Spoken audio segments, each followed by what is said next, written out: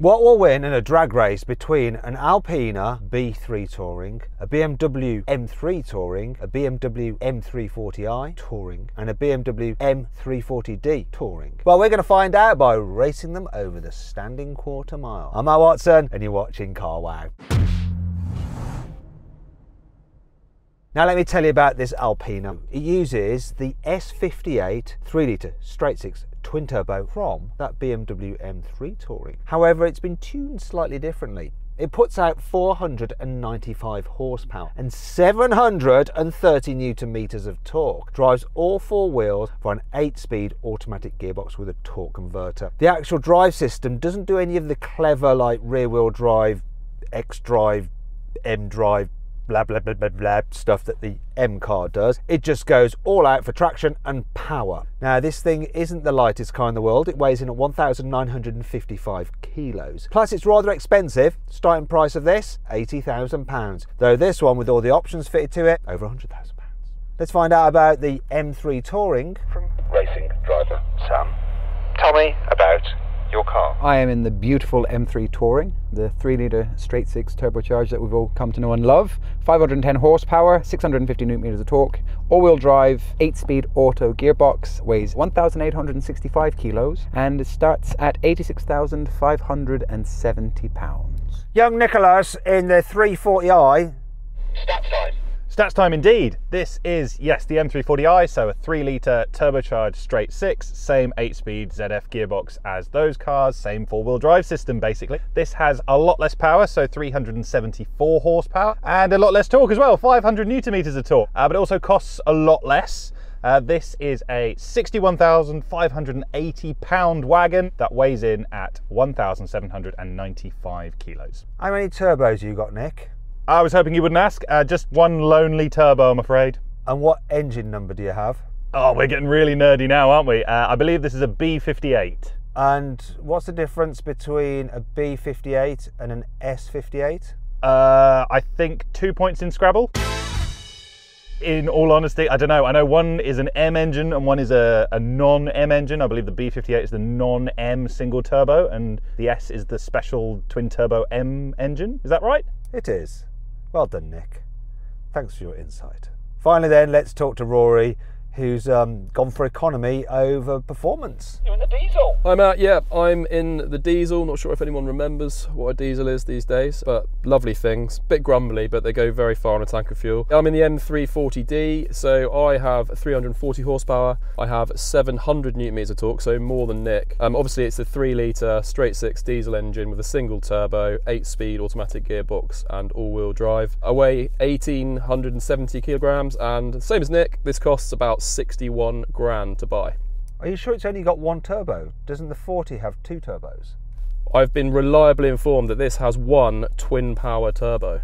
Oh, twin scroll. Okay, right. My mistake. You've got to promise, Rory, that you're not allowed to really go on about economy or anything in this drag race. It's all about performance, not efficiency, okay? Do you promise? I'll try very hard not to, but you should see the figure. I've got here on the Shut up. Just shut up. Instead, Rory, I don't want to hear about economy. I want to hear about engine noise. So let's rev up your car. Go on, diesel us up.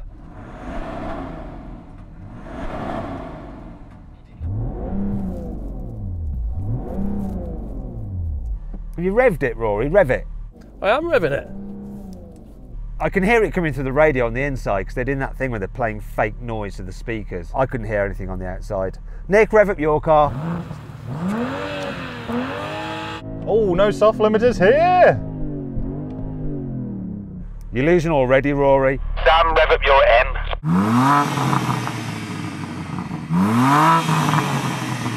That's better still. And now I'm going to do this.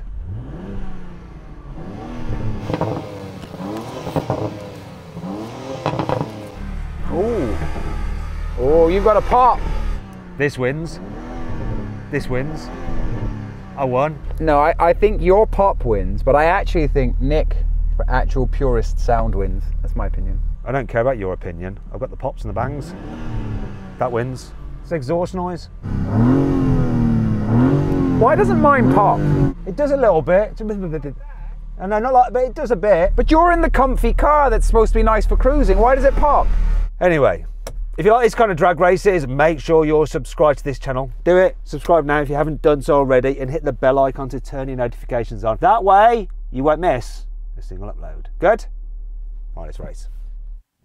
3, 2, 1.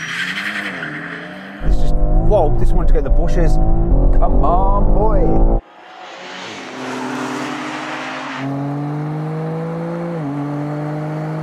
Miles out of the diesel. That M3 just hooked up like nothing else.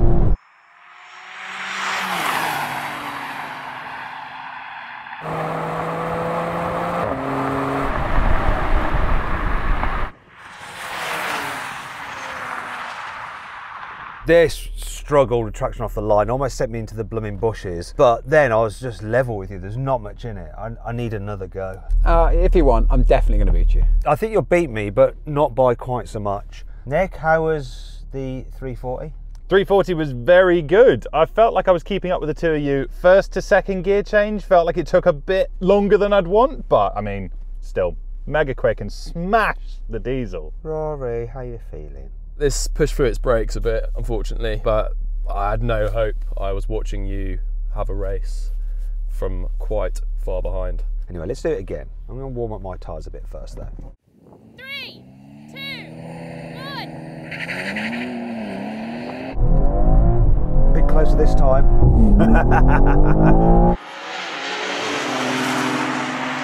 Go diesel, let's go diesel. Oh, much closer this time.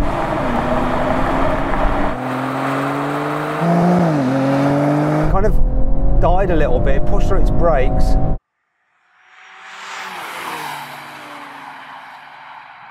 But it went quicker.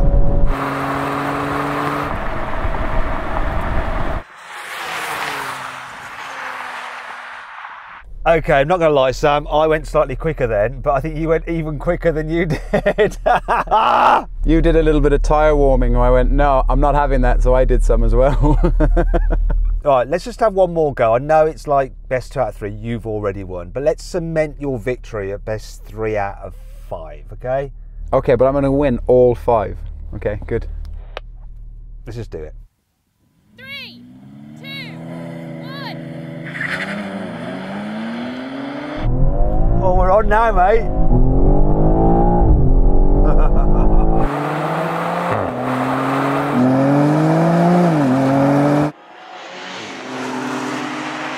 Oh! As soon as I shifted to second, they've absolutely smashed me.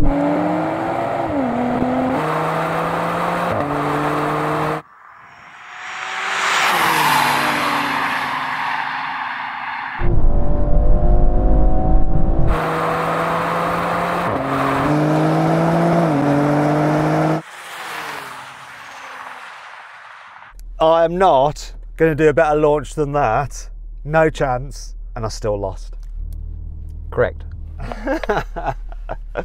How was it for you, 340? That was the best launch I've had in this car all day as well. I felt like I had a chance there, but a little bit longer than last time, but still. Second gear, can't hold on with you guys. Rory in the diesel. Yeah, nailed the launch. Was with Nick for about 1 second and then watched you all drive away. However, I am doing 42.5 mpg. What mpg are you guys doing? Mine looks the best. I've got cool, swanky, bespoke dials. That's in my favour. I don't like the Alpina styling, I never did. By the way, thanks to the owner for lending us this car.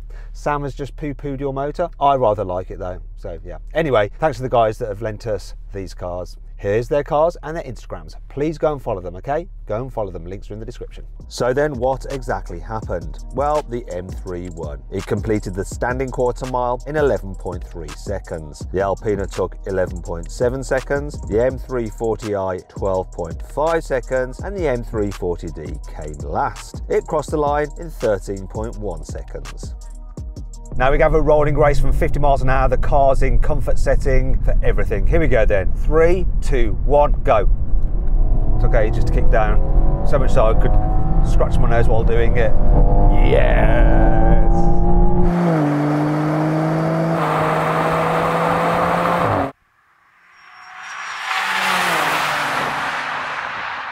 How's that diesel do? doing? Not so bad this time.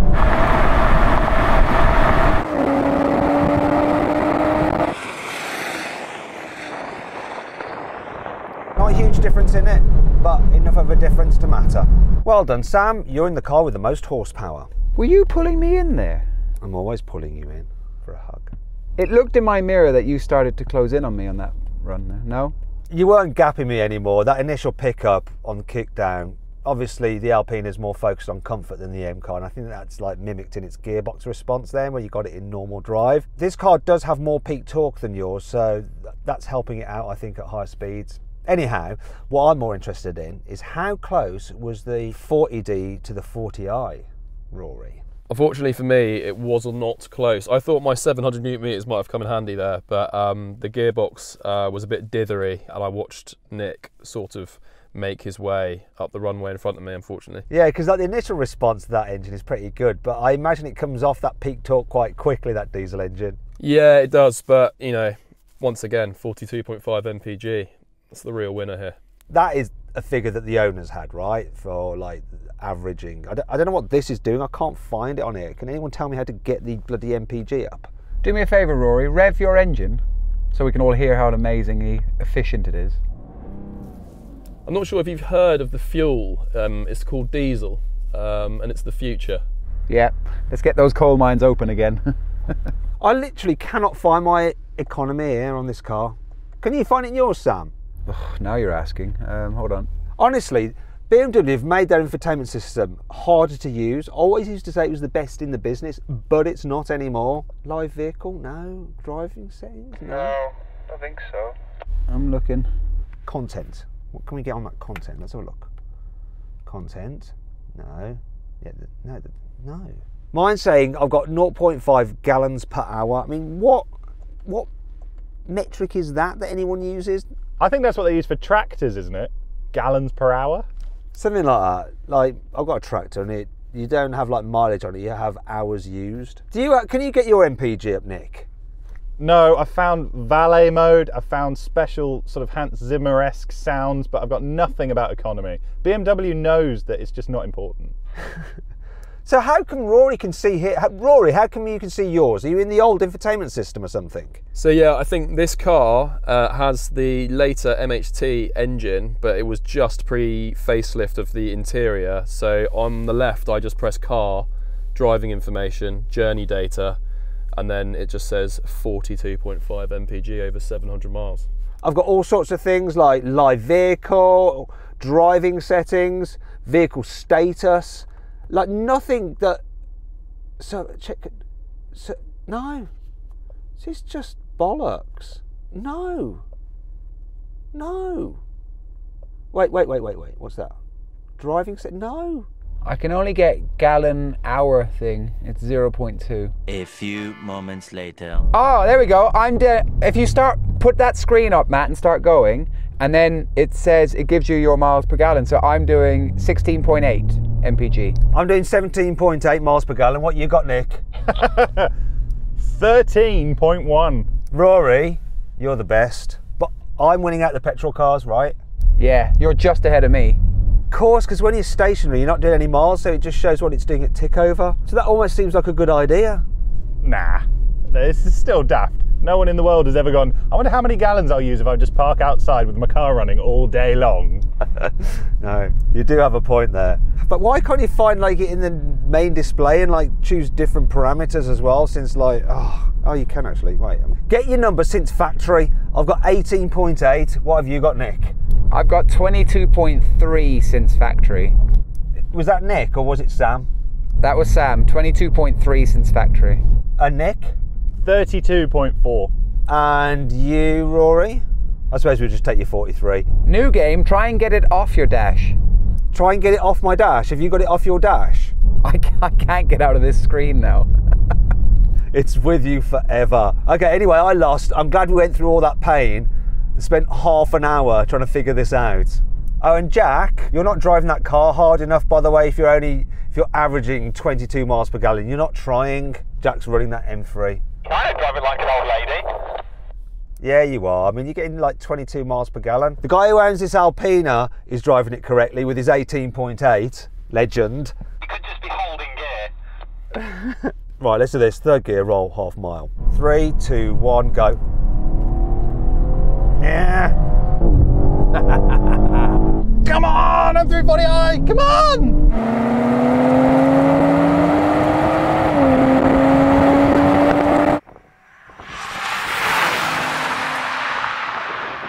Come on, I am pulling back a bit.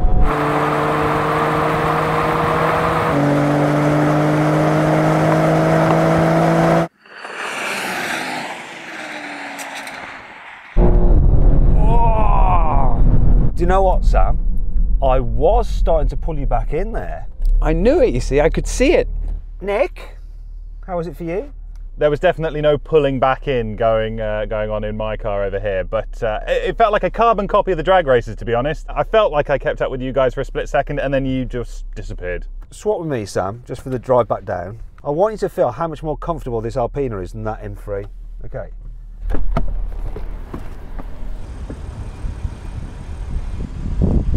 That's really fast. Rory, do you want to talk about miles per gallon again? I reckon I've got the least CO2 emissions as well of all four, which counts for a lot. What about your particulates, though? We all know that they're made up. It's absolutely fine. Oh, this is quick. Blooming heck, Sam, your driving position is kind of like almost lying down. It's proper racing driver spec. I haven't moved your seat out of courtesy, but I'm struggling to sit in this position. Do I sit too upright, do you think? Upright? You're like a vampire sleeping. What is going on? I just want to try someone else's seat. I'm going to try, Nick, jump out, I want to try your seat. I'm going to put it all the way back now. The last time I was this upright, I was on a spinal board in an ambulance. Have a go in this seat, Nick. So we'll just do musical chairs for a bit. And just see who has the weirdest seating position, bearing in mind that I've got short legs. Now, Nick's like me, just with longer legs. What is this? I'll go do Rory's. Let's try your seating position. Rory, try these. Mine is very normal. Oh. So, Rory, you're a bit more reclined than me and Nick. Me and Nick are a bit more upright. But you've got surprisingly short legs, Rory, for a tall guy. Jesus Christ. Nick, you're like a capital L. Who the hell is this? Oh, you are quite erect in here, actually. The legs are fine, the back is not. Let's have a little go. Let's just make sure that this is actually how I like it. Did I really have it in this position? Maybe that's why I didn't win the drag race. This is my normal position. Actually, it's still not great, but have a go in that. No, that's horrible. But it's not as bad as it was. This seat hurts my bollocks, though. The testicle shelf. Very expensive carbon testy shelf. We're going to do a brake test from 100 miles an hour.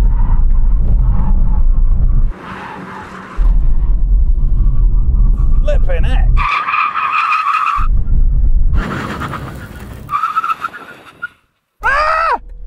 No way. Ooh. I'm going to have to get out to measure this one. I'm quite excited, actually, because I normally do rubbish in the brake test. It's my seating position, you see. Dead close to the wheel and upright.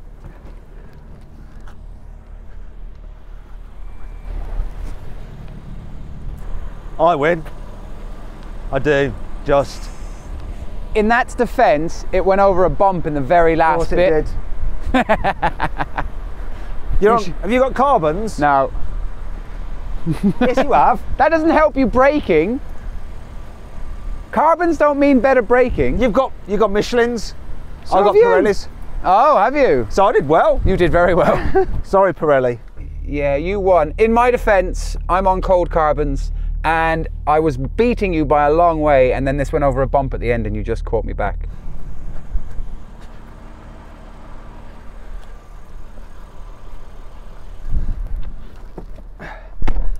Your carbons aren't that cold, mate. We've done quite a lot of braking. Don't give me that excuse. And we've all got bumps to deal with. I'm on Pirellis, and I've got steel brakes, and we've done quite a lot of braking. And did you find it more comfortable apart from my seat? Yeah, it's more comfortable in every aspect, other than this seat, which is really good, but not positioned correctly, and it's a testicle shelf, as Nick calls it, which is really quite silly. Anyway, I hope you all enjoyed the video. If you did, give it a like.